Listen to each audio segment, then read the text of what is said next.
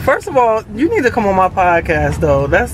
You need to. How you feel about all the reality artists, rappers doing reality and podcasts and stuff like that? I have no problem with the podcast, but they need to keep it real on the podcast. Mm-hmm. Like a lot of them don't keep it real. Mm-hmm. Like I was watching Nori's podcast. I think he had 50 Cent on it at one time, and you know, I'm a part of what was going on, and 50 Cent was talking about, like, he was talking about Chaz, and them talking about the old timers, and they was robbing stagecoaches, and Nori and them is laughing, and I'm like, how could niggas that's a quote unquote supposed to be from the streets laugh at that type of situation when basically, dog, y'all rap about niggas busting their guns, or y'all busting their guns, and these niggas 50 was talking about was actually running up in banks, busting their guns, shooting it out with the police, and all of that real shit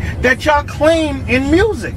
And then y'all laugh. How do y'all laugh about that? That's not a code of the street to me. Like, I don't understand that. I didn't understand that part, because that wasn't nothing to laugh at. Like, y'all niggas talking about what people actually do.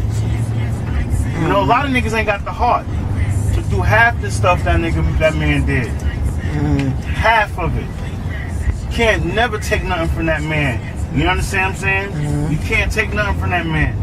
Y'all don't have the heart. Half these niggas don't have the heart to do it. Then get sentenced to 97 years in prison. Half y'all niggas don't even see Rikers Island. You know what I'm saying? And y'all claiming y'all such and such, and y'all only saw Rikers Island. I was in Rikers Island when they called it the Terror Dome. C-74, Adolescents at War. My younger days. Badass. My younger days. Like, you understand what I'm saying? But it's like, come on, man. Talk to them younger kids out here now. That's what I think about the podcast. Joe Budden's podcast. I mean, I like them. I listen to them, but gotta have the real stories on there. Like, I want to get on Nori podcast so I can remind him when back in the days we went to shoot. Now J. Jesse Smith was shooting our video, so J. Jesse Smith, he's from Left Rack, so he had us. He had Dark Side to shoot their video in Left Rack. And this nigga Nori tried to shut our video down. So they said he went to upstairs in the projects and went, well, my cousin, God bless the dead, told me this. My man, cousin, I call him cousin because he grew up in Southside, Cripple E, little E. And you know what I'm saying? He went up to his apartment to get burners to shut down our video shoot. And when Little E came down, he was like, this is my family. Nori, get the fuck out of here. Let's see if they remember that story. Like, you know what I'm saying? These are stories these people don't want to live. I got so much stories, man, like in the hip hop game that people don't want to live, want to relive. But, it's neither here nor there. We doing movies now. Talk about circles, pray before you eat, and what is it, rite of passage, and what's all the names of everything? Circles is a cross between, like, basically, I love to see girls get busy, like, in the streets, like shooting shit up, robbing shit.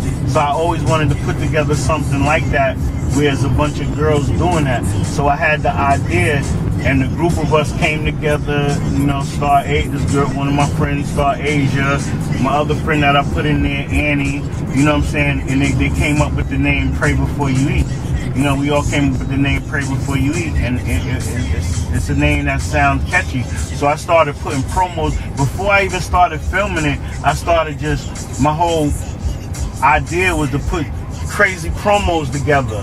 Like, you would see a promo, like I had a promo that caught everybody's attention, where the girl in the movie, Tyler, she was getting shot. The niggas tried to run up on her, and they ran up on her while she was picking up her son from a daycare.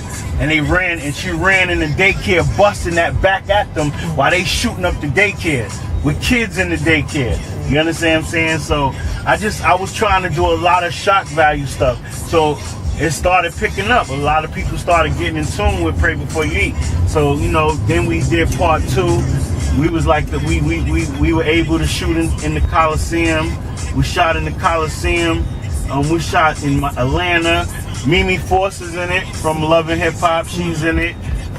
Rip Michaels is in it from what's that Nick Cannon thing? Yeah, the Wildin' Out. Wildin' Out. Rip Michaels is in it. Then the third one now, Pray Before You Eat 3 is called Divided We Fall. We got Antoine Tanner in it. He's from One Tree Hill, and you know, back in the days, the movie Sunset Park with Fredro. We got the comedian Jack Thriller's in it. We got a couple of people in it. Got a couple of actors, like, and we doing our thing, you know. We trying to. Then we did a Circles. Circles was about it was basically the title tells it all. Like, this girl, she worked as an AIDS counselor, and it's like, what would happen if an AIDS counselor started talking to somebody, dealing with somebody, and she's always telling people AIDS ain't a death sentence and AIDS is this and you can live with AIDS, but then when she started dealing with somebody and found out that person was HIV positive, what would she do? You know, that's what the movie Circles was about. You know what I'm saying? But my South Side Rite of Passage is basically about South. To me, we had, you know, New York had Belly. New York had Belly and stuff. But you know how West Coast has Boys in the Hood, Menace to Society, and stuff like that. South Side Rite of Passage is just about my hood, what we seen as kids growing up. And the things we've been a part of and the things we've been in. You know what I'm saying? So it's basically like a biopic of us growing up in Southside. You know? Who's involved in that? Well, you know, that's going to take a little time, because before that I'm trying to get off In Between Friends. And In Between Friends is another message type, but it's a full-length movie that has a lot of twists in it that people are going to be like, wow. It's not, you know what I'm saying, it's an urban movie, but it ain't no shoot 'em up movie. It's basically a message. You know what I'm saying? And it's deep. You know what I'm saying? I'm like, when I say 75% finished writing that, and it's real deep. You know? If some investors want to get involved to get behind you, what do they need to do to get behind you? Like, because you definitely have a lot of content, Doc, and you direct, act, you do everything, edit, produce, like everything. You do everything pretty much. I'm a threat. That's why I'm a threat, because I do I know how to actually do everything. One thing Even if I didn't perfect it yet, I still know how to get it done. I'm sorry, I didn't mean to interrupt you. This is his interview, but one thing I will attest to is you are one of those people who, if you want something, you study it, you study your craft, you learn it, like, and you're not afraid to teach other people stuff. Like, speak about that. I always gave the plug to people. You know, I give the plug to people all the time, and they never plug me back. That's bad. You know what I'm saying? Like, I gave investors to people, and they never show no. It's like I said, I understand now. Dane said that too recently. In this industry, you have to be cutthroat, because people are out for self. People that will sit right here and break bread with you and eat with you are really, their agenda is out for self.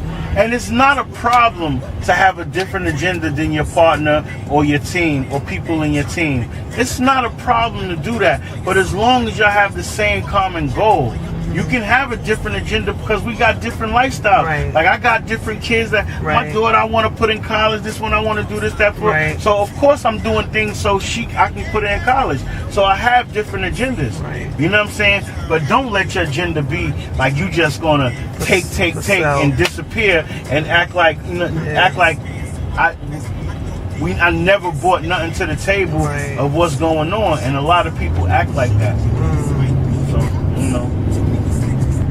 I know a lot of people trying to reach out to you now. Yeah, a lot of people reach out to me, but my whole thing is like, all right, I have a lot of rappers that try to reach out to me for management.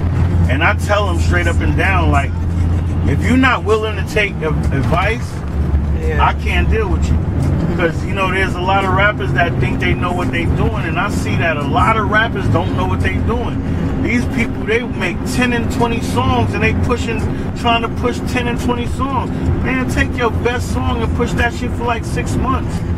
We're popping videos, wasting all this money, put a real professional video out with that one song and really push that song if you believe that song is a hit. But another thing is you can't believe everything that you got is a hit, because half the shit ain't. So I tell people, you ain't ready to rock with me, because I'm gonna be real with you. A lot of people don't be real with you. They try to just ride your wave. If you have a wave. So it's like about passing the torch and how, like, changing of the guards and what, because it was at one point when we saw artists or legends or pioneers coming up, they groomed the next generation, or they, you know what I mean? You know what I'm trying to say? Like, they groomed them, they put them on the right track, and you touching on all that. But speak again on, like, changing of the guards. Well, grooming used to come from the A&Rs. Artist development. Artist development. They got rid of the A&R department. They got rid of the A&R department because these labels don't want to spend no money. They don't want to spend no money. They found out grabbing up artists that were already making noise, and all they had to do was just give them sell a soul deal, and they good. And that was that. So they started cutting out the A&R. But a lot of A&Rs don't do their job anyway. A lot of A&Rs don't want to lose their position, so they sit quiet and get assigned from the label, okay, work with that person, when they were supposed to be, going out there looking for the new talent. So the game changed, so it ain't no passing the guard. Everybody doing what the hell they want to do, and the youngins don't respect the OGs, and the OGs don't respect the youngins. Now, you know what I'm saying? Like, for instance, if an artist come from the South and he sound like say for instance, this new artist right now, I think his name is Little Baby. Yeah. They come from the South. I respect the South. He's hot to me. Even if I don't understand what he's saying, he's still hot to me. I like his flow. It's going down. But if a New York nigga from my block try to sound like they from the South, I don't respect that.